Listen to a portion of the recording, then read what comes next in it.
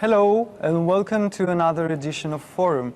This is a co-broadcast with EuroparlTV and the Greek station Sky, marking the launch today of the European Parliament's 2014 election awareness campaign. There are 8 and a bit months to go until citizens from 28 member states are asked to choose the next parliament between May the 22nd and the 25th. Of course, all elections are critical everywhere, but somehow they feel more critical than ever here, carrying issues at the heart of Europe's economic and political maturing. How will the management of the economic crisis and subsequent austerity regime play in debt-ridden countries such as Greece, Portugal, Spain or Ireland across the European Union? How will nationalist parties rising in popularity across Europe do? Can they alter the balance of power finally? And how will Europe's young, the lost generation, disenfranchised by unemployment, use their voice? Will they even vote? In 2009, turnout reached an historic low in the 34 years that elections to the European Parliament have been running, at 43%. So many questions. We hope today to give an answer with our panel. We have, first of all, Ska Keller, a Green MEP coming from Germany. Hello. Hello. We also have Annie Podimata from Socialists and Democrats. Hello, coming from Greece.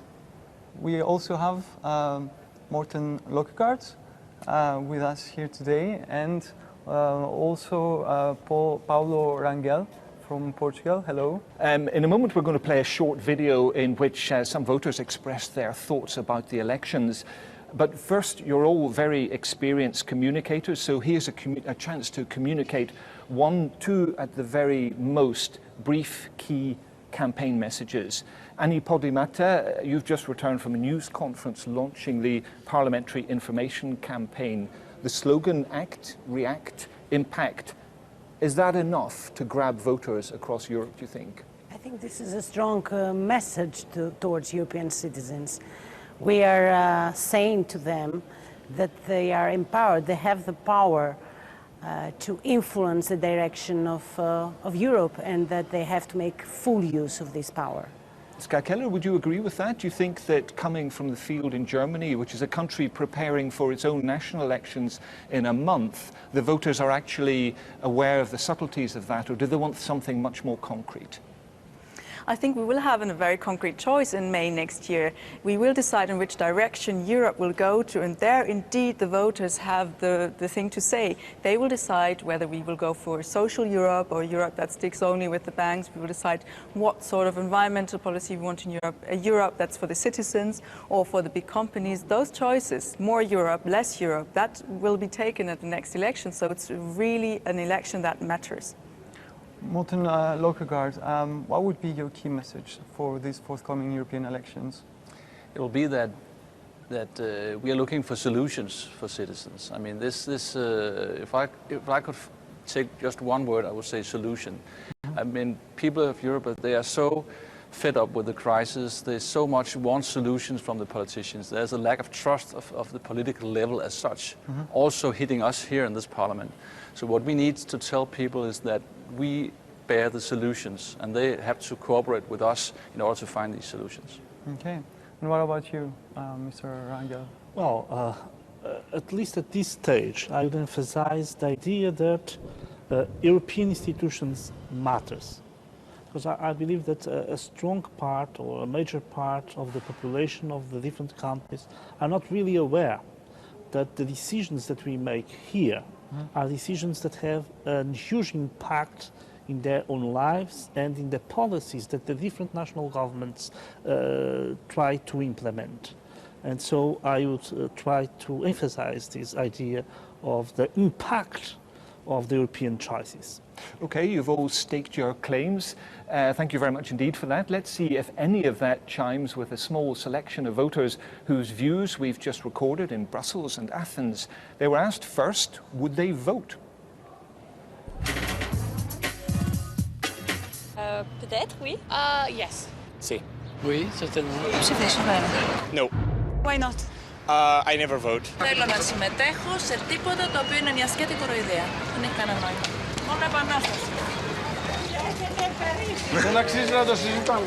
I favor more localized politics. People have more direct control over their representatives and have a and then representatives can grab as much power. Έλεγα να σου πω, για Χρυσή Αυγή το βλέπω. Du mouvement, du changement, d'aller dans une direction qui est peut-être plus démocratique, qui respecte davantage les citoyens de chaque État. Une qualité de vie meilleure, un pouvoir d'achat plus grand. On regarde plus en fait l'Europe dans 20 ans que l'Europe aujourd'hui. L'immobilisme. Parfois ça me fait peur. Δυστυχώς πάσχουμε από πολιτικούς, όχι από ευρωεκλογές ή δημοτικές εκλογές ή άλλες. Κάποια ελπίδα από αυτές τις εκλογές για το μέλλον της Ελλάδας? Καμία. Στο μείον θα είμαστε πάλι εμείς. Αυτοί είναι κερδισμένοι. I hope that they will get their act together and start acting more quickly on the European, well, the financial crises. There's a mixture of, as you can see, of scepticism and pure indifference there. It is clearly to us that there's a big protest for the votes out there, and opinion polls are backing this up now. A recent Gallup poll says there's a 25 to 30% protest vote that could be made in the come into the next European Parliament. Paolo Rangel, how would you calm people and voters down? People are free. So if they want to show their protest when they vote, we cannot do nothing about it. We have to respect that. Of course, we can have a pedagogical approach, especially during these months till the campaign, to try to show that. But I don't think that it's necessarily a bad thing to have anti-European forces represented in the European Parliament. All the federations and all the unions have always this conflict between the pro-integration and the anti-integration. And that is a part of the process. But doesn't go further than that, sorry to interrupt, doesn't go much further than that it's not just anti-integration, it's nationalism, it's the erosion of the European Union altogether. For many voters in Hungary, Lithuania, Denmark, who are fed up with the centre ground and feel that politics need to go to the fringes, in this case to the right fringes. Well, the problem there for me is not really the issue of more integration or less integration, but the democratic issue. If we are talking about parties or movements that are against democracy, then that is a major concern. I mean, in general, the European values. Yes. Yes. And if they're discriminating against people, then this is a democratic problem in itself. And I noticed that the young man was telling us that he wanted to see some local engagement because that was the thing that he could sort of grab. But I think that that's a key point. Many European voters do feel let alone from the central level. What they also need, and what this young man needs, obviously, is a new narrative for Europe. He needs a new story about what is the meaning of it all. I mean, if we want to be re-elected, if we want to persuade people to vote yes to the project as such, we can't use the Greek situation, we can't use the financial crisis as the only thing. We need to tell people that there's another meaning to this project, and that is about values, about common values, about a common story, a common new narrative. And do you think that's enough to, sorry to interrupt, but to replace in the minds of ordinary European voters who've lived with the crisis for the past 5 years, that the next 5 years is not about the crisis, but is about European values? Or how else would you pitch that idea to European voters? That's why I use the word solutions. First of all, we have to tell people that we, of course, can give them solutions to the crisis and to not having a job and all the problems they're facing. On top of that, we need to tell them there's a deeper meaning, there's a deeper sense to what to be the European. And that is basically what we need to do both. We need to give people very concrete, decentralized solutions, telling that we cannot offer everything from Brussels or Strasbourg. We have to deal with the local governments much better than we do today. And on top of that, we need to emphasize that we all are a part of a new narrative. Do you agree with that, Sky Keller? Yeah, I mean, I completely agree that we need to have, be active on the local level, whatever, but there's a lot of problems that do not have solutions on the local level where we need to work together on a higher level, etc. That's why we have the European Union. I mean, there's so many issues. Look at for instance, the climate crisis. How are you going to solve that on local level? Of course, you need to start acting on local level, but it still needs a bigger solution. But I think that's something that we could advocate for. And I think we also need to make clear to people what choice they have, because it's not that we have the one solution. There's different ideas about, for instance, how to get out of the crisis. And people have to make a choice which way they want to have, which party they support, which goes to one way or the other, because there are indeed different alternatives. And I would say not all of them are ones that I would make, and therefore I would advocate for the ones that I would indeed make, so that people know what choice they can make. Annie Potimada, aren't you concerned though that the only reason that, because studies suggest that people are going to vote, it's not going to be the historic low of 2009. However, the reason they are going to go to vote is only to protest. I hope not. I hope that people is convinced to go and vote in order to define solutions and not only to protest, because if we just protest, we don't produce solutions. And I think that citizens have to be aware of that, and it is our duty to explain this very clearly to people. And yes, we have also to make them understand that problems that are perceived sometimes local problems or national problems, actually they are not. They have a global dimension, and that means that they can be dealt much more efficiently if we deal with them firstly in a European level and then in a global level. You mentioned the climate change. This is absolutely right. But also the consequences of the crisis, the unemployment, the stagnation of the recession have a global dimension. That's the reason why I think that we should underline during this period the idea of representation. And that's something that I think that in our communication strategy of the Parliament is not really well designed, because it's very focused in the idea that we are going to elect the President of the Commission. That is really something new and important, and probably will give this impression that we have some powers. But also we should focus on the MEPs, on the work of the different parliamentary groups, of the members of the European Parliament, the idea of representation. Because in a certain way, the people that are voting, they are not really conscious or aware, they really don't know that we are representing them. So but if you look in the latest Eurobarometer, I think it was the majority of people even said that they want to directly elect the Commission President. And I think it's because they want to see directly, I'm voting for this person, she is going to be Commission President. And it's unfortunate that you're not going to have a top candidate like the other parties. My party, the Greens, Who told you that? We are the only party that had a candidate in the last elections. Okay, next Where election. was the Green? We had one. Where was the Green candidate? Where was the Socialist candidate? Our Green candidate was there. You will see our candidate in the first week of March in the Dublin. So this is an engagement. Yes, okay. I'm looking forward to that. This is not an engagement, you know it. But I would also like to add... This is a compromise of both parties and also of the EPP. This is not the point. What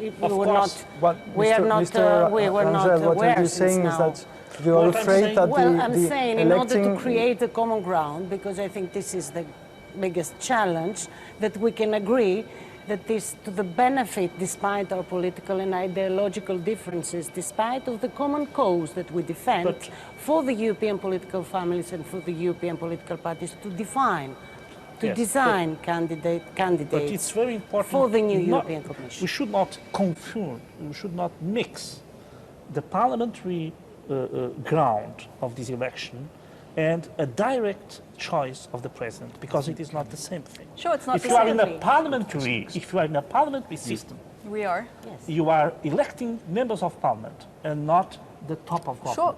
But we're already directly electing the European Parliament. If you want a presidential system, then you go to the United States or you change the treaties. We don't have a direct election for the time being. That is the reason why I say that is the we wish should of the citizens. underline and emphasize the role of the the members of the European Parliament and of the different parties, and not only to be focused on one person. This is a totally different question. Okay. I mean, The aim of the institutional campaign is to convince citizens that it's worth to participate in the vote, and then this has to be totally non-partisan and neutral, of course. I was a bit interrupted because if people say that for them it's important to elect the Commission President directly, then I don't think that stands against the European Parliament election. And we Greens, we're going to have a public online vote to find who's going to be our top candidate. I think this is an example of how democracy can vote. Like all European citizens can vote for that. Really it's giving secure. You some guarantees. No, it's secure. It's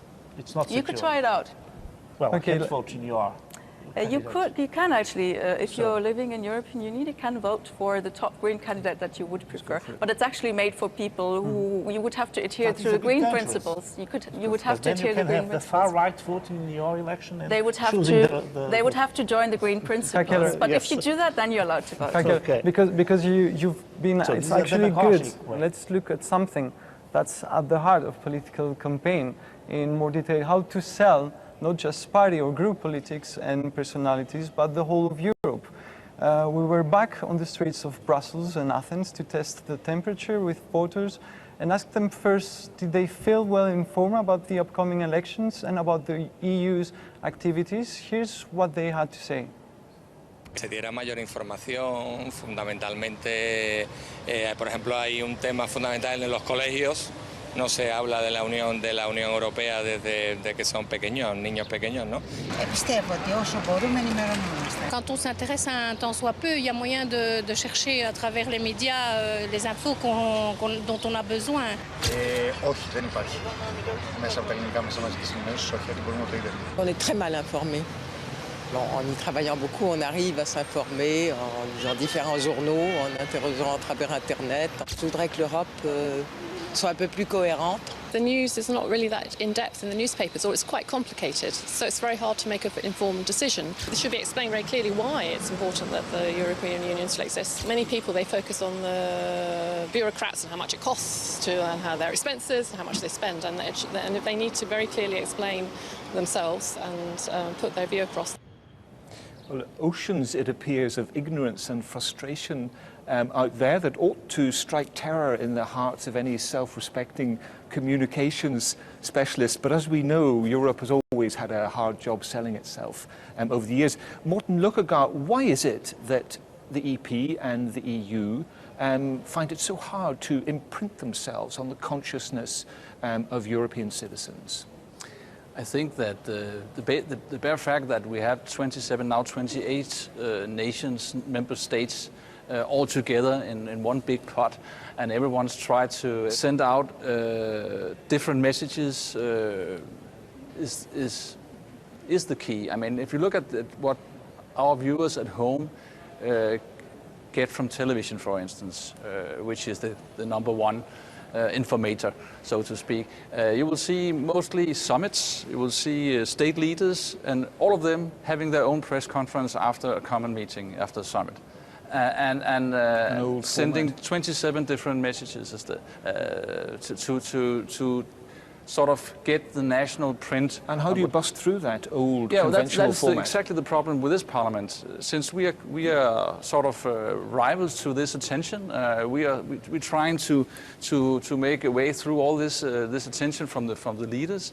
We have a really big problem of getting through. What we need is engagement, and how to get people engaged by having political debate, like at home. Anni Podimata, you have 16 million euros to sell these elections, basically, a third of which is dedicated to social media. How are you going to use that money?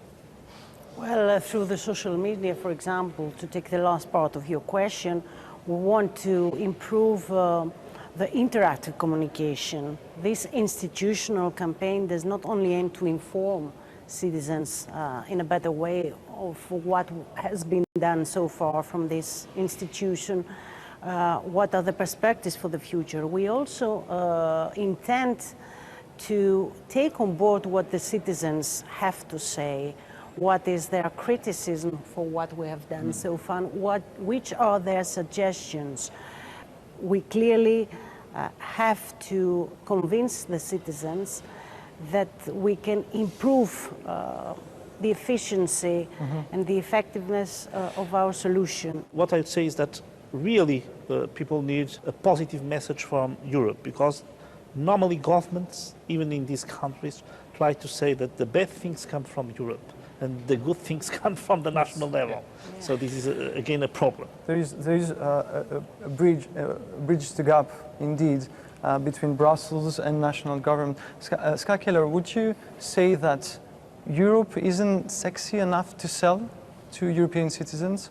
Is it too bureaucratic, too technocratic, too far away from daily lives of European citizens?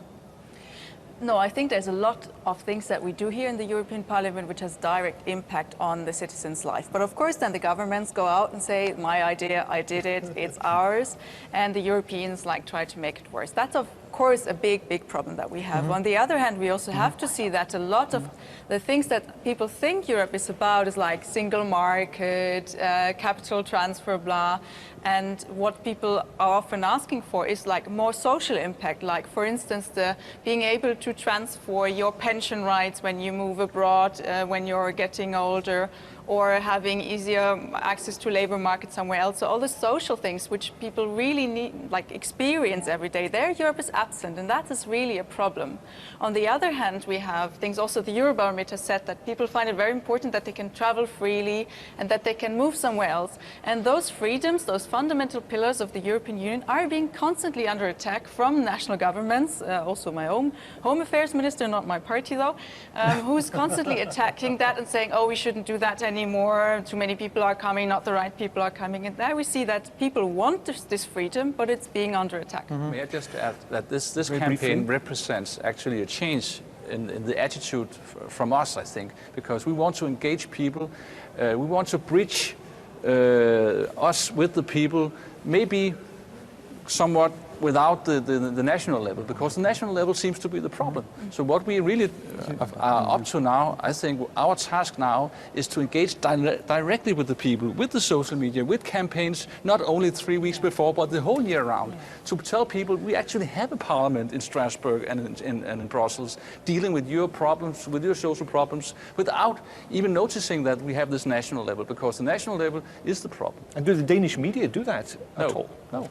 We have big problems, as everyone else, we have big problems getting the journalists down here to Strasbourg or wherever, because they are used to, I'm talking as an old journalist myself now, we are used to think that the parliament has no powers, so we don't deal with them. And that is of course problematic. It will take 5, 10, 15 years for the press to understand, but they will be there. They are already beginning to do that. And I think this campaign will help also. Okay, in one word from all of you, you are all experienced communicators.